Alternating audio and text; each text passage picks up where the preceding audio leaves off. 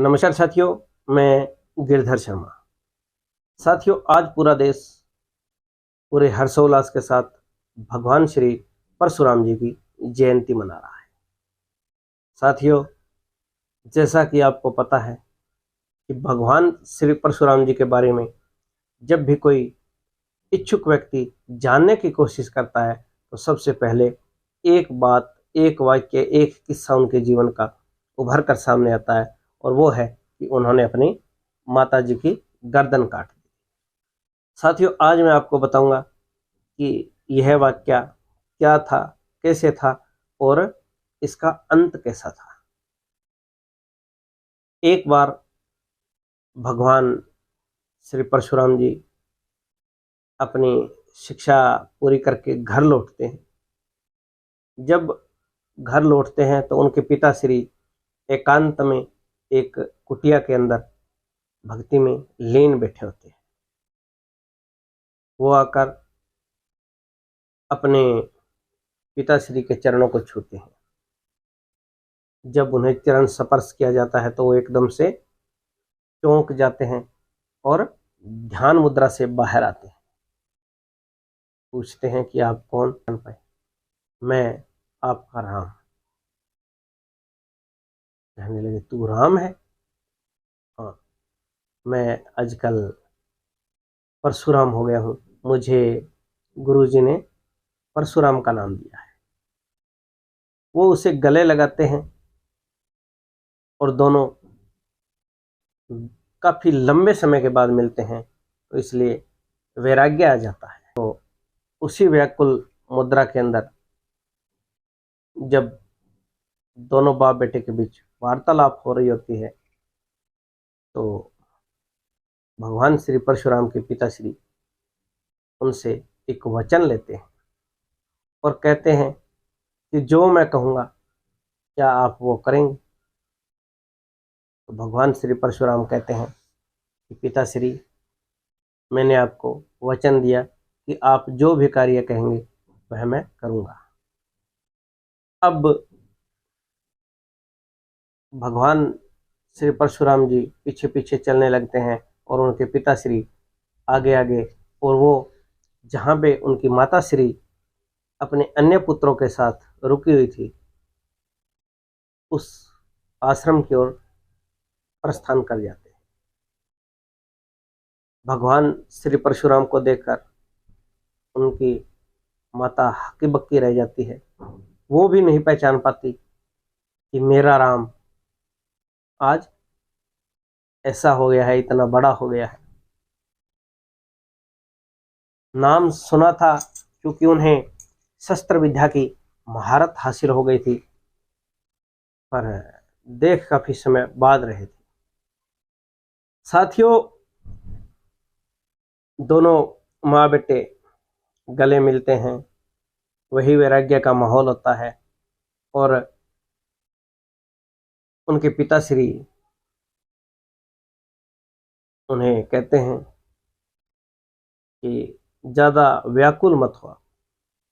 अगर इस माहौल में आप ऐसे ही वैराग्य में रोते रहे तो आपका जो मुख्य कार्य है, जो मैंने बोला है, आप वो नहीं कर पाएंगे।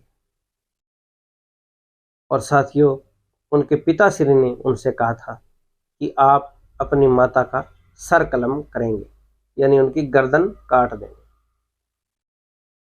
अब वो वचनों में बंधे हुए थे और पितृभक्त भी थे, तो उन्होंने काफी जदोहद उनके मन में चल रही थी, उधेड़ बुन चल रही थी,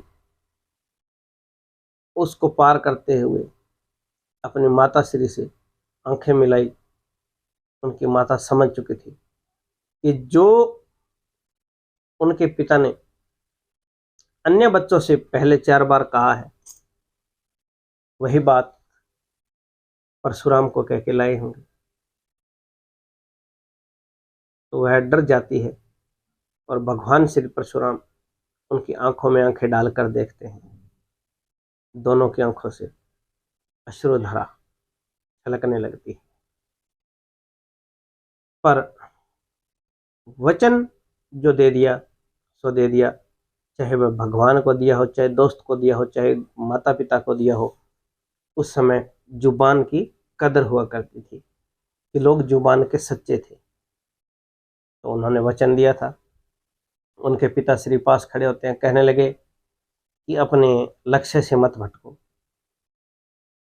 उन्होंने अपनी आंखें बंद की और झट से अपना जो हथियार था परसा वह चलाया और माता की गर्दन अलग कर दी। वह दूर जा पड़ी। अगर वो वचनों में न बंधे होते तो शायद ऐसा कदापि नहीं करते। उनके पिताश्री बहुत प्रसन्न होते हैं कि उन्होंने उनके वचन है वो मान लिए, उनकी जो कही बात है उसकी पत रखी, उन्होंने इसकी लाज रख ली। वो भावुक होकर उसे गले से लगा लेते हैं कि तूने मुझे आज खुश कर दिया, तूने आज मेरा दिल जीत लिया है, कि जो तुझे मांगना है वो मांग ले। कहने लगे पिताश्री जो मांगो वो मांग लो। हाँ, मांग सकता है। अब परशुराम अपनी माता की जो धड़ अलग पड़ी थी, गर्दन अलग पड़ी थी, उसकी ओर देखते हैं और आंखों में आंसू भरकर अपने पिताश्री से कहते हैं कि मुझे मेरी माँ का जीवित शरीर दे दीजिए। अब भगवान के घर से उन्हें वरदान था, महारत हासिल थी उन्हें, वो विद्या में निपुण थे। उन्होंने मंत्र उच्चारण किया, जल का छिड़काव किया और जो गर्दन थी वो उस धड़ के निकट आई और अपने आप जुड़ गई और माता श्री के शरीर में प्राण आ गए। अब माता देखती है तो दोनों फिर से उसी स्थिति में व्याकुल होकर विलाप करने लगते हैं, रोने लगते हैं। तो यह एक किस्सा है कि उन्होंने अपने माता श्री की गर्दन काट दी थी, पर उन्होंने अपने पिता से वरदान लेकर उसे वापिस भी जुड़वा दिया था। तो यह एक सच्चाई है, अच्छाई है, और यह एक हिंदू धर्म की महानता है कि कटे हुए शरीर को भी वो मंत्र उच्चारण के द्वारा जोड़ दिया करते थे। एक बार प्रेम से कहिएगा, जय श्री।